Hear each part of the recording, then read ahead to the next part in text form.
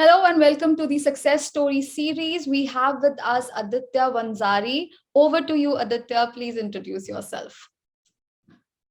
Hello, friends. My name is Aditya Vanzari.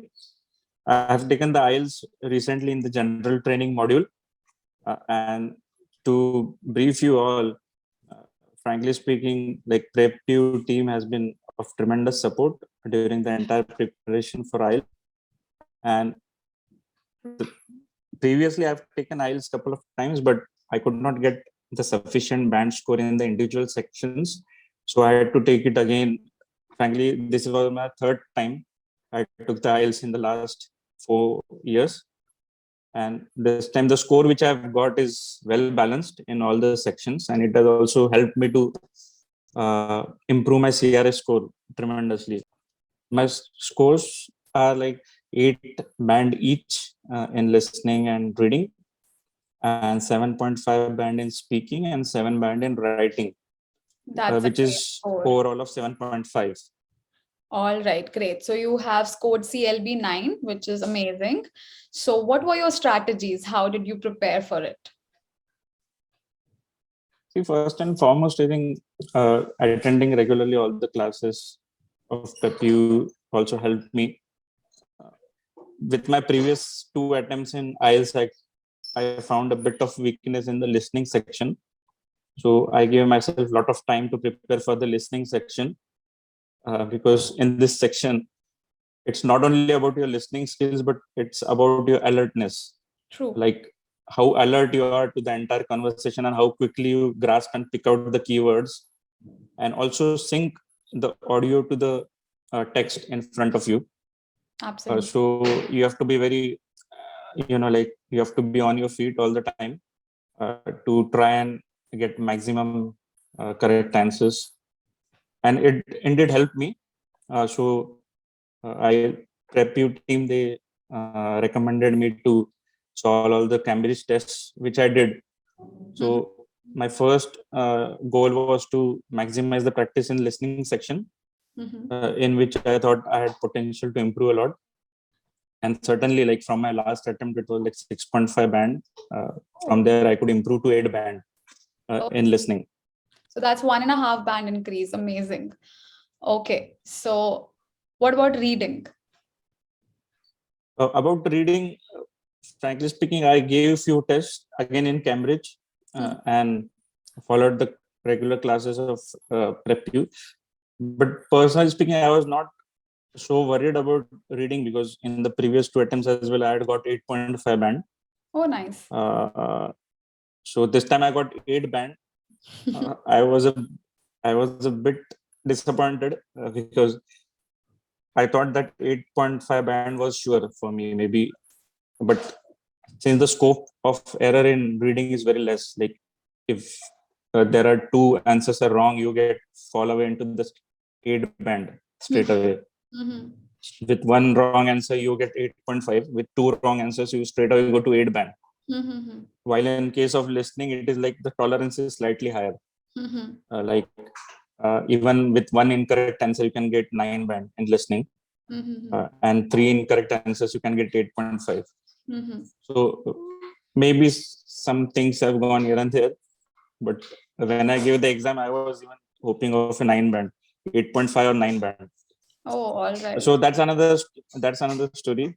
Anyways, but this was all about reading. I think for reading, it's very important to skim through the paragraphs, because you can't afford to read everything, each and every content in details. And the most important thing in reading is to underline the key content when you read it. And firstly, you should read the questions, get a feel of the gist of the passage, and then try to search the answers from the passages. Like there are several sections in reading. So the first 3 sections are fairly simple. Majorly in the 4th section, it would be a lot tougher. Because the content would also be very vast, and there may be some traps here and there.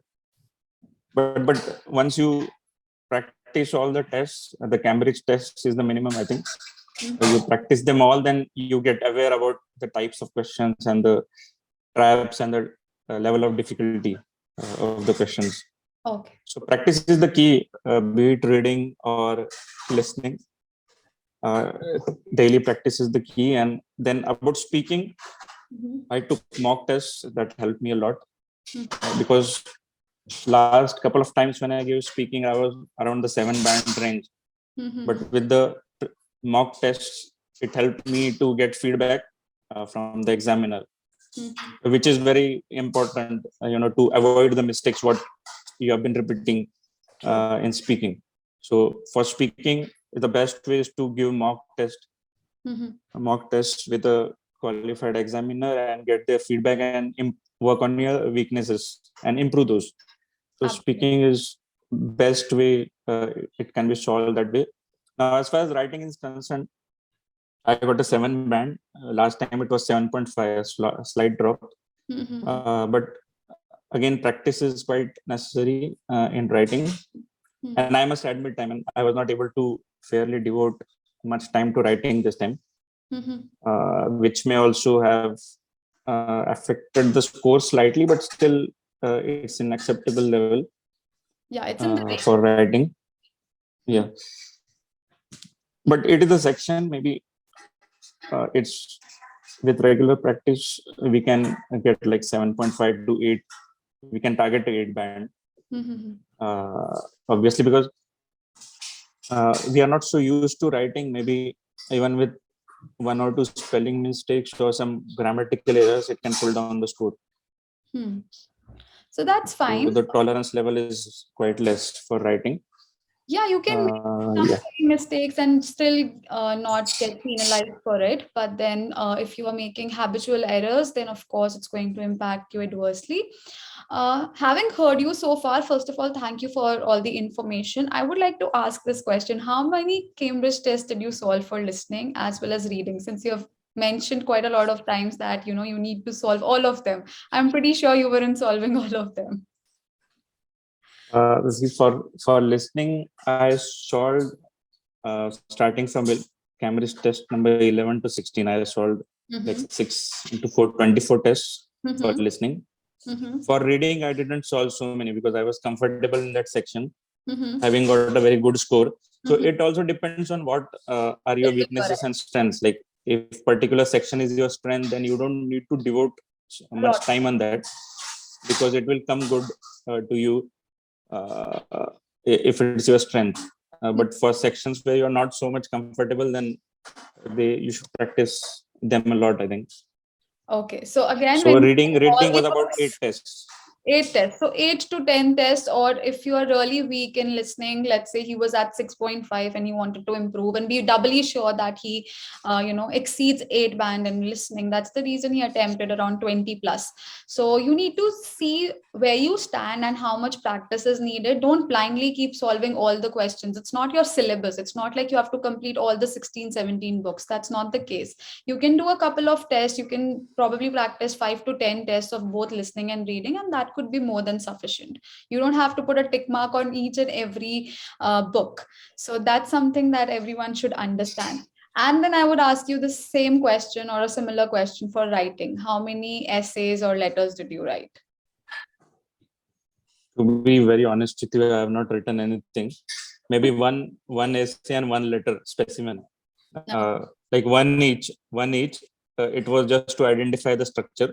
Mm-hmm. And I must admit, I was a bit overconfident in writing because last time I got 7.5 without much practice.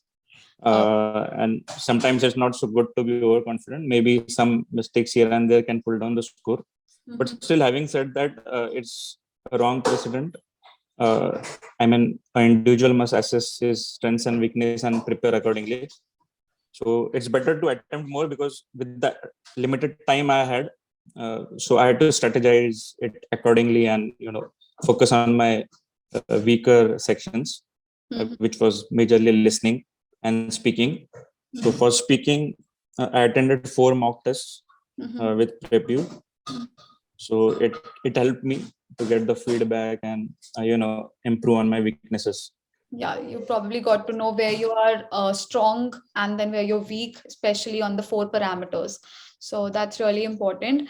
And coming to the writing part, yes, you should not take it easy. I mean, practicing at least 5 to 6, even if you are reappearing. Reappearing basically means even if you've attempted it already once or twice and you're appearing for the third time or even the fourth time, don't be careless or don't get casual in the modules that you're good at. It could backfire, just like in your case, sadly. But you should be aware of such things. And yes, certain amount of practice for every module is needed, even if you're already good with it. So you never know what's going to happen on the test day, what kind of questions pop up and what kind of difficulty level they have. So you should always be prepared. So that's one learning that we get from you. Thank you so much, Aditya. Next question is whether it was paper based or computer delivered. I had opted for a paper-based test All three times? all 3 times. Frankly speaking, I felt a lot comfortable with the paper-based test. Anyways, writing is, you do it on a computer or paper-based, it's the same thing.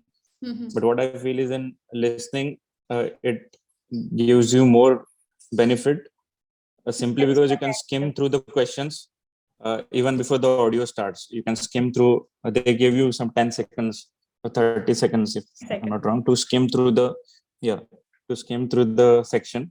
Mhm. It helps you to get a general idea about what audio you will be expecting. Mhm. And you can also start second guessing the answers sometimes. Mhm. So that really helps you as far as listening is concerned. Even in reading, it helps you. I mean, paper-based test. Of course, some individuals may have their other priorities, like maybe they are more comfortable with the computer delivered test. Mhm. The results are faster, Mhm. but True. then apart from it, in my personal experience, I think paper-based is better Mhm. to take it. Especially, it benefits you in reading and listening sections. All right, all right. Yes, that's absolutely true. So it depends upon your comfort level. Plus, it gives you extra 10 minutes in case of listening for the paper-based test. Yes, yes. After the test is complete, you have to transfer your answers from the question paper to the answer sheet and you get extra 10 minutes. So yes, that's another thing that you guys can keep in mind before deciding whether you want to opt for the paper-based or computer delivered. It's totally based on your personal preference. So see what suits you guys. Okay. Any piece of advice for the future aspirants who are watching this video right now? My piece of advice would be not to consider this test as some very advanced level of test. If you are taking general training, Mm-hmm. uh, I think academic is a bit tougher in one of the sections, if I'm not wrong. But Not really, but it's not a test of your vocabulary skills, like very high vocabulary mm-hmm. skill levels.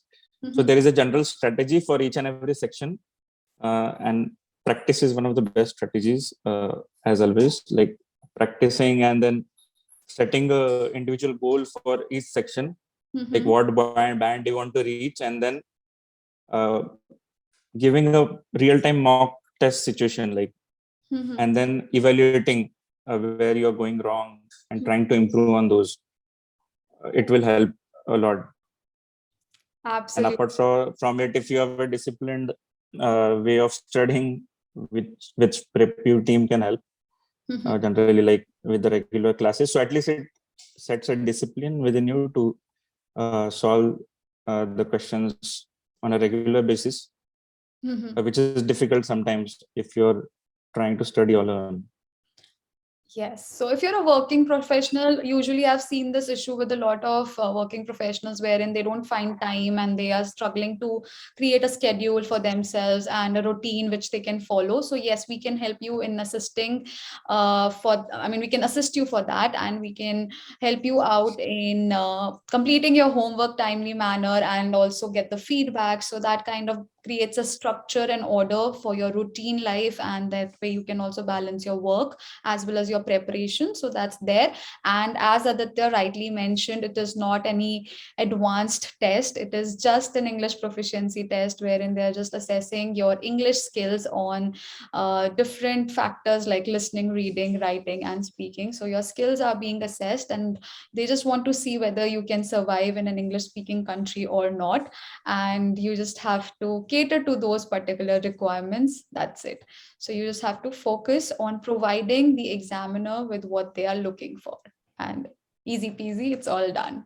So thank you so much, Aditya, for sparing your time and spending your evening with us on a Saturday. Thank you so much, and all the very best for your future. If in case you need any help, do let us know. Thank you to the entire team. Thank you so much. Thank you. Yeah. Bye bye. Take care.